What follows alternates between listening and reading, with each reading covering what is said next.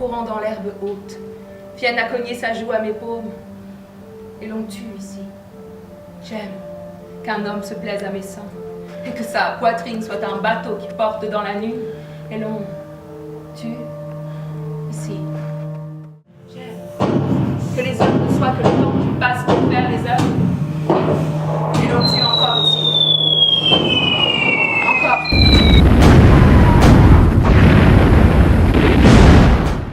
Il faut que nous reposions complètement cette question, disons, des armes, cette question de l'agressivité spécifique de notre espèce. Je mettais dans la bassine l'eau bouillante, encore blanche, comme si elle se souvenait de la neige. Et grand-mère y baignait ses pieds fragiles. Contre le vent, contre le temps, mais adossée à des forêts nues. Et j'ai vu mes parents rire une fois l'an, quand le soleil ouvrait des sentiers bruns dans la neige. Cela commence toujours comme un conte. Écoute, tu ne devrais pas être impatient de savoir. Parce que comprendre, c'est déjà accepter. Oui, je venais pour comprendre. J'ai compris que comprendre, c'était trahir. Je venais pour t'implorer, homme qui fait la guerre comme le pommier fait ses pommes. J'ai compris que t'implorer, c'était me soumettre à tes raisons. Et tu es là, homme de la guerre. Tu es là toujours, prêt toujours, prêt à rompre du talon les châteaux sur la plage, les constructions de sable patiemment levées contre le vent et la vague. Dans le plus bête de nos rêves, tu te tiens préparé. Nous inventerons des enfants éternels qui feront la guerre en se prenant de cheveux, en se tirant la langue, des innocents sans Dieu ni loi, qui ne se mettront à genoux que devant un vol de perdrix, une sonate, un baiser, toutes les formes infimes de l'espérance, des sages épuisés à la seule pensée de leur colère. Nous élèverons nos enfants dans les ruines, car c'en est fini des mille et un contes qui cousent le sommeil. Nous élèverons nos enfants face aux décombres de Grozny, dans les ruines de Beyrouth, la massacrée, les yeux ouverts sur les têtes arrachées de Saïda.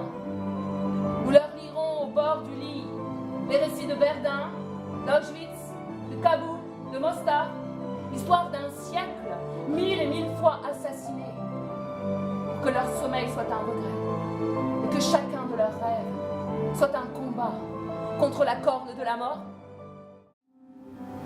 Pas de pitié pour les futurs assassins, qu'ils têtent au sein de leur mère le remords de ce qu'ils n'ont pas encore accompli. Car aussi clair que durent les soleils dans le bleu éternel, les enfants d'aujourd'hui sont les guerriers de demain. Telle est ma vérité. Elle est plus vieille que la plus vieille étoile, née dans la nuit des hommes.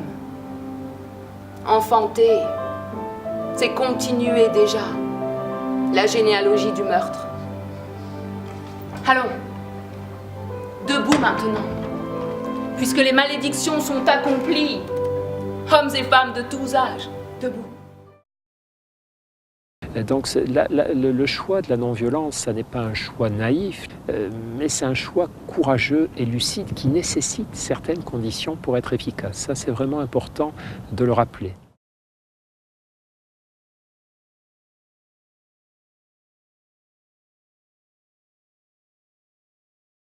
Si chacun de nous, quotidiennement, fait preuve de compassion envers les autres ou envers lui-même, on ira tous beaucoup mieux. Et si on va mieux, on sera plus sensibles les uns aux autres, on sera plus persuadés que nos actes peuvent changer le monde. Donc, ça serait mon message. Et si on ne se connaît pas soi-même, nous sommes dans l'obscurité. Si je ne me connais même pas moi-même, C'est-à-dire que je ne suis pas conscient de mes pulsions, de ce qui m'anime intérieurement, de pourquoi je suis jaloux, de pourquoi je suis méchant, de pourquoi je suis violent, de pourquoi je suis en colère, de pourquoi... Si je ne comprends même pas ça en moi-même, je ne vois pas ce que je peux comprendre du monde. Voilà. Et si on ne se connaît pas, on est aveugle.